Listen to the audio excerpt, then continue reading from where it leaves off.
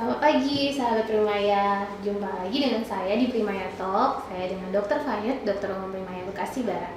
Pada pagi hari ini kita akan membahas tentang selayang pandang mengenai mata. Telah hadir bersama kita narasumber yang terpercaya dan ahli di bidangnya, yaitu Dr. Muhammad Arif, spesialis mata. Selamat pagi, Dok. Selamat pagi, Dr. Fani. Ya, sedikit saya ceritakan tentang Dr. Arif. Beliau merupakan lulusan spesialis mata dari Universitas Pajajaran dan telah melakukan fellowship di bidang medical retina dan surgical vitreoretina. Beliau berpraktek di Primaya Bekasi Barat. Bila ingin berbincang-bincang atau berkonsultasi bisa hadir di hari Selasa jam 12.13 dan juga di hari Jumat jam 8 sampai 11. Baik, tanpa mengulur waktu, kita mulai saja, Dok, bincang-bincang kita pada pagi hari ini. Ya. Baik, Dok, sebagai dokter vitreoretina ini, Dok, kasus-kasus apa sih yang paling sering dokter temukan? Ya, jadi kalau untuk saya adalah dokter yang mendalami bidang vitreoretina. Mungkin bagi sahabat Primaya yang belum tahu, retina itu adalah bagian dari mata kita. Bahasa awamnya bisa dibilang saraf mata. Dia adalah tempat di mana bayangan atau penglihatan yang kita tangkap oleh mata dirubah menjadi arus listrik yang kemudian nanti diteruskan kepada otak. Jadi retina itu mempunyai peran penting untuk memproses penglihatan.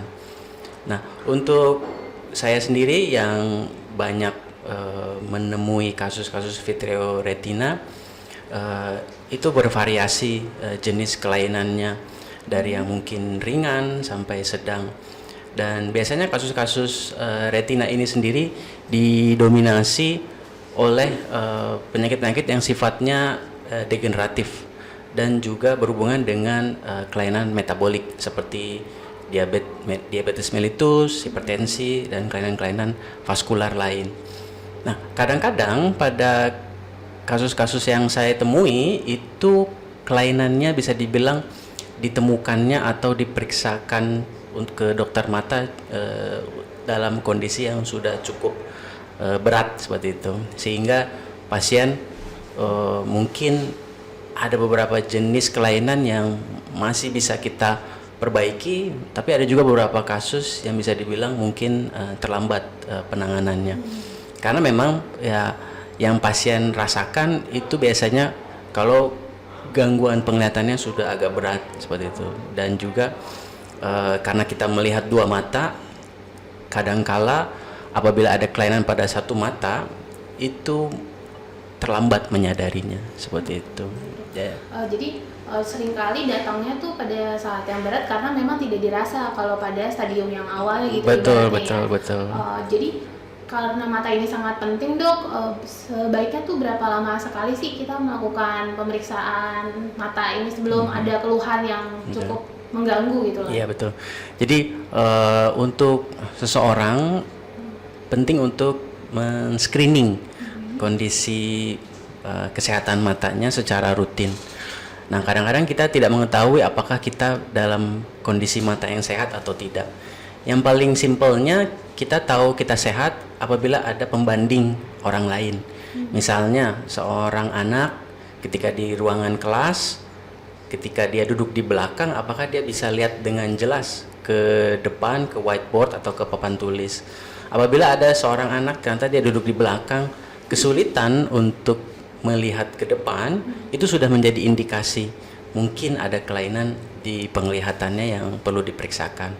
Nah, sama seperti kita dewasa, kadang kita nggak sadar kalau kita ada kelainan. Ya, prinsipnya kita melihat secara general kalau memang kita tidak cukup mawas penglihatannya dibanding orang lain, ya berarti kita mungkin harus periksa. Nah, kelainan-kelainan mata itu juga sangat bervariasi ya gejalanya. Yang paling umum memang dikaitkan dengan tajam penglihatan. Jadi kalau seseorang itu penglihatannya menurun, sudah pasti sebaiknya memeriksakan kondisi matanya, karena gangguan penglihatan itu bervariasi kelainannya, bisa dia dari yang ringan maupun yang berat. Dan paling umum itu penyakit-penyakit yang sifatnya degeneratif. Jadi menjelang atau lewat dari usia 40 tahun biasanya sudah mulai banyak kelainan-kelainan mata yang salah satunya membuat tajam penglihatan kita menurun seperti itu. Jadi sebaiknya prinsipnya adalah kita kalau merasa ada kelainan dari fungsi penglihatan kita dibanding sebelumnya, sebaiknya periksa. Kalau untuk anak-anak ya sebaiknya memeriksakan screening paling tidak sekali untuk mengetahui apakah dia ada gangguan penglihatan atau tidak. Betul. Tadi kalau yang vitreoretina ini sendiri kelainannya paling sering di degeneratif, berarti di usia yang punya kelainan metabolik nih ya umumnya dok ya. Bisa seperti diabetes atau hipertensi gitu dok. Kalau misalnya pasien dengan diabetes dan hipertensi kira-kira berapa lama sekali tuh dia harus memeriksakan matanya dok? Ya, betul. Jadi untuk kelainan mata dia bisa terjadi akibat komplikasi penyakit sistemik yang diderita. Salah satu penyebab kebutaan tertinggi itu adalah komplikasi dari diabetes mellitus. Kalau di mata itu dikenal dengan diabetik retinopati. Dia salah satu penyebab kebutaan paling umum di usia produktif dewasa. Nah, untuk diabetes mellitus itu diketahui dari penelitian 1 dari 3 orang memiliki derajat komplikasi di retinanya. Jadi hampir 30% prevalensinya seperti itu. Nah, jadi kapan sebaiknya periksa?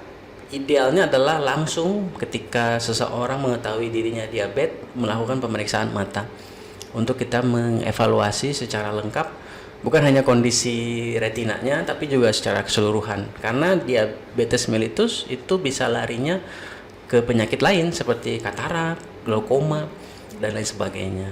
Kalau untuk hipertensi dia salah satu faktor yang memperberat kondisi retinanya karena dia berhubungan dengan kelainan vaskular. Jadi itu juga salah satu faktor yang juga dapat berdiri sendiri menyebabkan komplikasi di retinanya. Kalau kita menemukan kelainan pada yang staging awal tuh lebih bagus gitu ya. Betul. Nah, prinsipnya adalah pencegahan. Semakin cepat diketahui akan penanganannya juga semakin baik kesuksesan terapinya seperti itu. Misalnya kita menemukan kelainan di staging awal nih yang kita sudah terapi, berapa lama sekali kita follow up untuk itunya dok? Rekomendasi untuk pemeriksaan berkala pada seseorang misalnya dengan diabetes mellitus itu berdasarkan dari derajatnya. Kalau dia derajatnya masih ringan itu bisa hanya 6 bulan sekali. Kalau dia derajatnya agak berat, sedang atau berat itu mungkin lebih cepat kontrolnya 1 sampai 3 bulan tergantung dari manifestasi di retinanya atau di saraf matanya. Jadi tergantung stagingnya, ketemunya waktu awalnya. Betul. Itu separah apa. Betul. Sama terapi yang mau kita rencanakan itu apa ya. Tadi selain kelainan yang sudah kita sebutkan tadi berhubungan dengan tajam penglihatan nih dok. Ya. Di sekarang ini kan kita semenjak COVID nih rata-rata online, apa-apa online. Jadi screen time kita lumayan tinggi ya dok ya. Nah kalau kayak seperti itu tuh bagaimana kita mencegah supaya mata kita tidak cepat lelah atau tidak cepat bertambah? Itu kan biasanya minusnya jadi cepat nambah gitu. Ada tips dan trik nggak dok? Kayak berapa lama maksimal screen time itu? Iya. Ya jadi memang nggak bisa dihindari kan eranya sekarang udah digital ya. Segala jenis pekerjaan sudah berkaitan erat dengan kita harus menatap layar komputer, bisa juga layar seperti handphone atau tablet, apapun itu jenis layar-layar seperti itu bisa menyebabkan seseorang mengeluhkan kelainan yang disebut digital eye strain atau simpelnya mata lelah.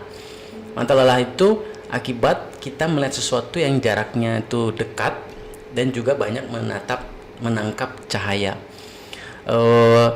Di era sejak pandemi banyak sekali perubahan ke arah digital yang meningkat dan juga menyebabkan peningkatan terhadap keluhan digital eye strain tersebut.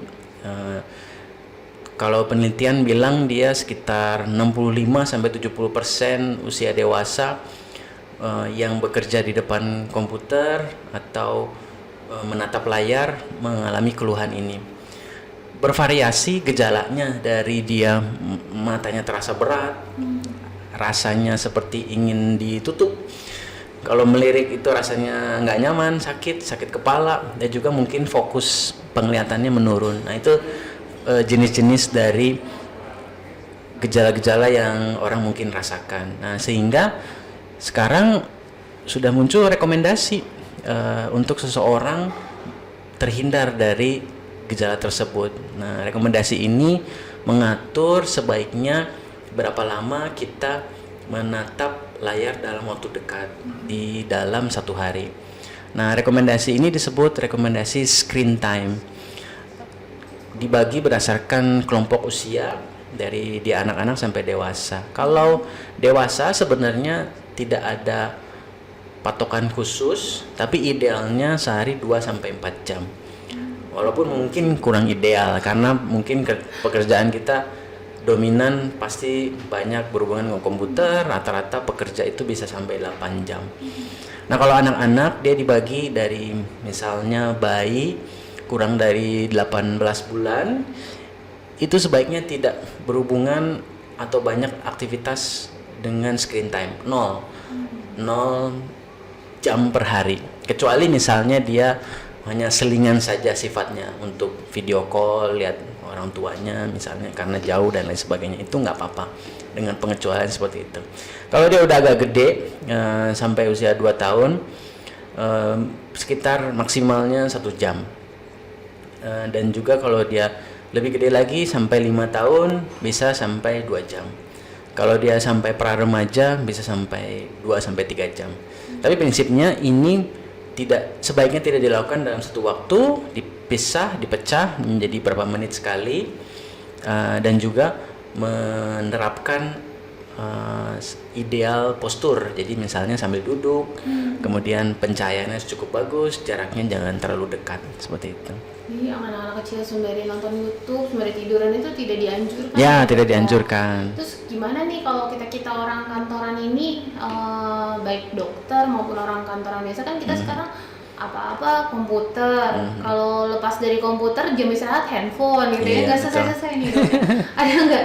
Ya kan kalau sekarang banyak tuh yang kayak pakai kacamata anti sinar biru tuh sebenarnya ngaruh nggak sih dok? Betul. Jadi sekarang sudah mulai banyak fitur-fitur lensa yang dikembangkan untuk mengurangi keluhan mata lelah. Salah satunya jenis lensa mungkin yang kita tahu dulu namanya anti radiasi, ada namanya yellow filter, ada namanya blue light filter dan lain sebagainya. Itu tujuannya untuk menyaring gelombang cahaya yang ditangkap mata kita sehingga mata kita itu tidak terlalu lelah.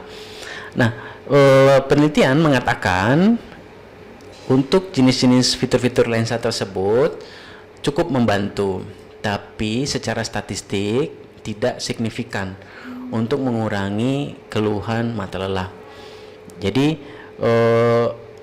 kalau ditanya boleh nggak pakai, ya boleh, tapi kita sebagai dokter tidak merekomendasikan atau belum ada rekomendasi untuk menggunakan jenis lensa tersebut. Nah, rekomendasinya adalah apa?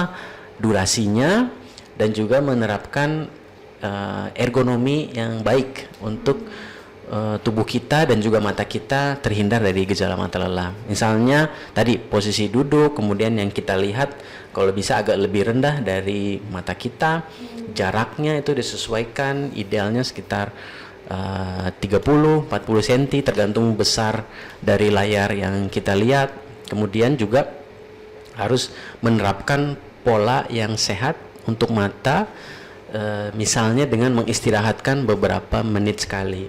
Kalau orang barat itu udah pakai prinsip 20-20-20, 20 menit sekali istirahatin mata, 20 detik menatap sesuatu yang jaraknya 20 feet atau 6 meter.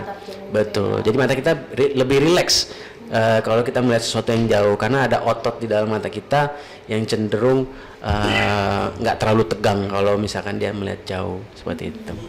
Kalau yang kayak konsumsi vitamin A atau jus wortel gitu ya, kan ada banyak ibu-ibu membuatkan anaknya banyak gitu, itu ngaruh nggak sih? sih dok sebenarnya? Iya, jadi untuk vitamin itu sekarang banyak beredar juga vitamin mata, itu kandungannya bervariasi dengan tujuan yang juga bervariasi peruntukannya.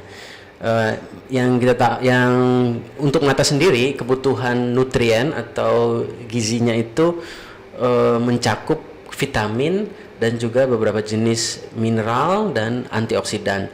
Vitamin yang paling umum ya A, C, E, kemudian beberapa jenis mineral, zeaxanthin, lutein, itu juga penting untuk mata kita agar tetap sehat. Nah, kandungan-kandungan dari vitamin-vitamin yang beredar itu umumnya untuk mengurangi keluhan lelah umumnya, karena dia mengandung antioksidan, vitamin, multivitamin di dalamnya seperti itu. Nah, kemudian ada beberapa jenis vitamin lain yang mungkin untuk khusus penderita misalnya dry eye atau kelainan degenerasi retina, itu juga ada rekomendasi dietnya yang disarankan, vitamin yang harus dikonsumsi. Nah, untuk yang kita tahu seperti wortel itu semua bagus, nggak ada masalah untuk dikonsumsi secara rutin. Tapi pada prinsipnya adalah habit kita.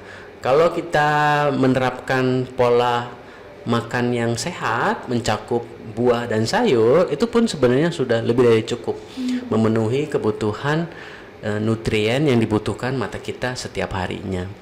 Nah, jadi yang sering saya sarankan, kalau buah sayurnya bagus, nggak perlu vitamin, kecuali memang ada kelainan spesifik di matanya. Misalnya dia ada degenerasi retina, ya kita tambah lagi dengan vitamin seperti itu.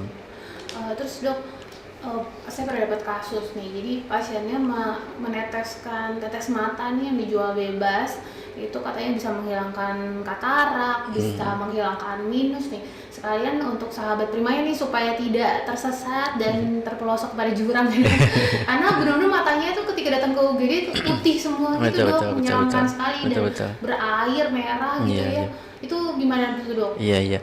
Jadi untuk sekarang jenis-jenis penyakit mata itu sudah ada rekomendasi pengobatan yang spesifik.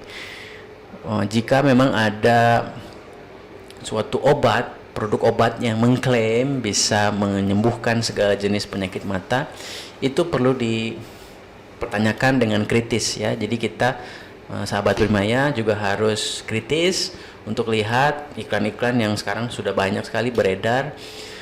Jenis kacamata ini menghilangkan minus, jenis obat ini menghilangkan penyakit glaukoma, katarak ya. Itu pertama sebaiknya dilakukan nanya dulu ke ahli, kira-kira ini betul apa enggak, seperti itu. Nah, kalau spesifik kasusnya Dr. Fani yang dia ditetes kemudian matanya menjadi putih, itu mungkin penggunaan obat tetes kuat yang misalnya seperti steroid yang menyebabkan iritasi berat, kemudian diikuti dengan infeksi berat dan juga menyebabkan gangguan di bagian permukaan bola mata. Spesifiknya adalah bagian kornea. Sehingga ya banyak juga kasus penyalahgunaan obat yang tidak sesuai berujung pada kondisi matanya terjadi komplikasi. Misalnya peningkatan tekanan bola mata, terjadinya infeksi mata dan lain sebagainya. Jadi memang yang kita tahu ada obat-obat tetes yang dijual bebas, tapi obat-obat tetes yang lain juga ada yang harus diresep, ditebus dengan resep dokter. Jadi tidak semua dijual bebas. Jadi sebaiknya kita adalah kritis terlebih dahulu apakah memang obat ini aman atau tidak digunakan, seperti itu. Tidak semua obat itu bisa untuk menyembuhkan segala jenis kelainan di mata, soalnya seperti itu. Iya, jadi sebaiknya kalau misalnya sahabat Primaya merasakan ada kelainan pada matanya, ya sebaiknya berkonsultasi pada ahlinya. Betul. Bukan membrowsing atau mencari atau kadang muncul di komen Instagram ya dok ya. Nah, itu jangan didengarkan, nanti ketika itu sudah kita teteskan pada mata kita, terus mata kita jadi kerusakan yang permanen kan sangat disayangkan ya dok, Betul, bisa sampai betul. kebutaan kan ya Betul, kalau betul. sampai korneanya Betul, rusak ya. betul. Karena waktu itu kalau udah putih begitu rata-rata udah tidak bisa dikembalikan ya dok. Kalau udah putih ya biasanya kita lihat dulu apakah putihnya memang karena kondisi yang aktif seperti dia namanya Infeksi atau ulkus, infeksi, masih infeksi, atau kondisi yang udah lewat seperti terbentuknya jaringan parut. Biasanya kalau kornea udah putih seperti itu ya kondisinya udah berat. Iya, sangat disayangkan padahal kan misalnya tadi masih bisa melihat tapi buram-buram karena katarak malah jadi tidak bisa melihat sama Iya, sekali kan di betul. mata tersebut ya. Betul. Terus ini juga dok ada beberapa mitos juga yang seperti melihat ke matahari atau dulu tuh waktu saya SD ya udah lama banget deh. Saya SD tuh ada yang bilang kacamatanya jangan sering-sering dipakai nanti minusnya malah nambah gitu, latihan dibuka-buka. Itu apa bener apa gimana tuh? Iya, iya. Jadi mungkin mitos salah satunya adalah apakah kalau kita ngelihat matahari mata kita jadi sehat apa enggak seperti itu ya. Nah, sayangnya itu memang mitos. Faktanya adalah matahari bukan sahabat terbaik untuk mata kita. Matahari mempunyai jenis-jenis gelombang ultraviolet yang justru dapat merusak atau merubah kondisi di dalam mata. Ultraviolet diketahui dia dapat menyebabkan terbentuknya katarak lebih cepat, kemudian juga dapat menyebabkan kondisi kelainan di saraf mata. Jadi sebaiknya kita tidak menatap langsung ke matahari. Jadi kalau ada anjuran misalnya berjemur sekalian matanya lihat ke matahari ya. Untuk kulit bagus matahari di jam-jam tertentu, tapi kalau untuk mata ya, sebaiknya kita nggak menatap langsung. Kemudian apakah mata kita kalau pakai kacamata malah tambah parah apa enggak? Itu juga mitos. Penggunaan kacamata tidak memperparah kondisi minus kita. Minus kita itu naik karena faktor bakat genetik kita dan juga dipengaruhi oleh pekerjaan jarak dekat yang terlalu intens. Penggunaan kacamata tidak menyebabkan minusnya bertambah dan juga sebaliknya tidak menyembuhkan atau mengurangi minusnya. Apakah kalau pakai kacamata kemudian nanti kita makin bergantung dengan kacamata? Kalau dia hanya minus kecil saja sebenarnya kita nggak bergantung, nggak pakai pun nggak apa-apa. Tapi kalau minus gede ya itu sudah menjadi alat bantu untuk dia sehari-hari melihat. Jadi memang dia harus pakai seperti itu karena mungkin tipe matanya yang minusnya besar seperti itu. Tergantung bawaannya. Tergantung jenis dari kelainan kacamatanya. Dengan mata tertentu itu bisa menunjukkan penyakit-penyakit di tempat lain nggak sih dok? Ya, jadi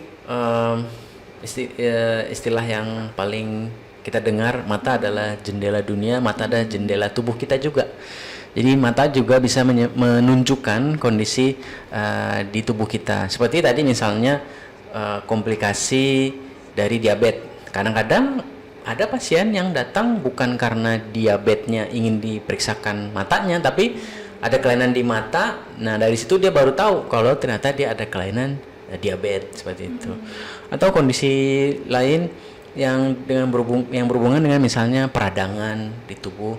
Jadi misalnya di mata ada penyakit namanya uveitis. Uveitis itu dia bisa menunjukkan mungkin ada kelainan di tubuh kita yang berhubungan mungkin dengan autoimun, dengan kondisi ada infeksi di saluran pembuluh darah kita dan lain sebagainya. Atau mungkin kondisi lain seperti katarak juga, walaupun dia terjadi umumnya karena penuaan, juga bisa terjadi karena penyakit metabolik. Bisa juga ada sindrom-sindrom tertentu di mata kita yang menunjukkan kelainan di tubuhnya seperti itu.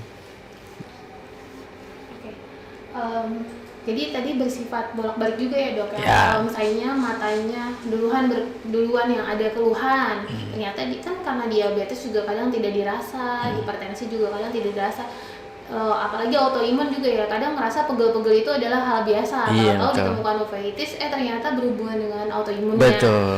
Begitu juga dengan retinopati itu tadi ya dok. Ya. Retinopati yang kelainan pada retina, ternyata retina ditemukan kelainan atau katarak atau glaukoma, ternyata di baliknya pasiennya diabetes. Ada, iya betul, ada kelainan lain. Ditemukan seperti itu ya dok. Bisa juga, ada juga.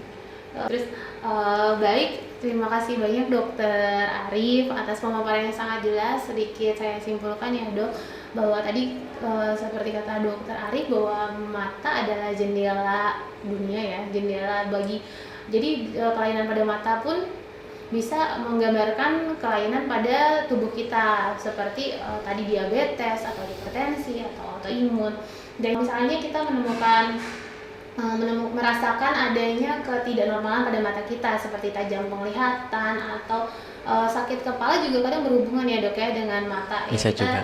jangan mencoba membrowsing atau mengobati sendiri, tetapi carilah konsultasilah dengan ahlinya sehingga tidak salah melangkah, tidak meneteskan obat tetes mata yang dijual bebas atau obat tetes mata yang mungkin obat tetes yang di apotik ya, tapi bisa dibeli bebas kadang tuh Dok.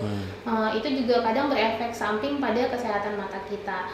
Dan juga tadi yang perlu diperhatikan juga untuk screen time, mungkin di era sekarang ini anak-anak bayi, anak kecil seringkali diberikan YouTube untuk menenangkan. Nah itu sebaiknya mungkin perlu ditinjau kembali karena semakin lama takutnya kerusakan mata akan semakin banyak terjadi dan semakin luas. Apalagi sudah dipaparkan sejak kecil ataupun sejak bayi yang mana harusnya belum terpapar sama sekali tuh Dok ya. Dan juga supaya kita melakukan screening terhadap kesehatan mata kita sehingga bila ada kelainan-kelainan mata yang ditemukan, maka kelainan mata tersebut bisa dideteksi sejak dini, sejak staging awal sehingga terapinya bisa lebih tepat dan tidak terlambat sehingga tidak terjadi komplikasi yang mungkin sulit untuk diperbaiki kembali ya Dok. Ada yang mungkin mau ditambahkan kembali? Cukup. Ya jangan lupa yang mau konsultasi dengan Dokter Arif spesialis mata ada di hari Selasa jam 12.13 dan di hari Jumat jam 8 sampai jam 11 ya.